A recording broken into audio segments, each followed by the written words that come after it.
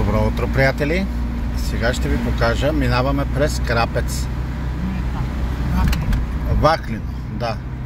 Вахлино. В България се намира, някой ако не знае, в най-южната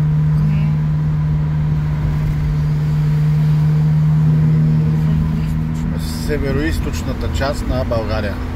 Горе в Палчето. Така.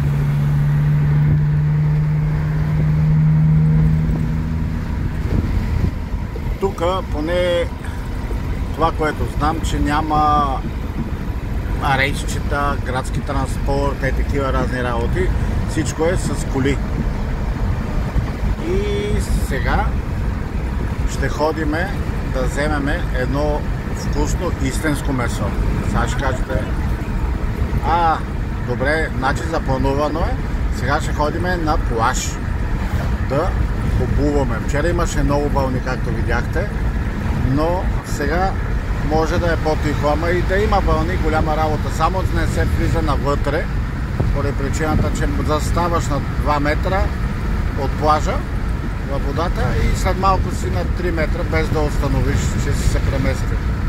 Така че умната и внимателно. Единствено само в язовир не отиваш навътре. Тук се върти водата, нормално, вълни.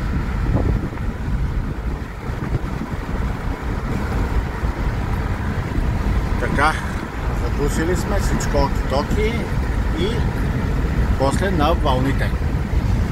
Но после всичко най-весел, успешен ден ви пожелаваме. Всичко най.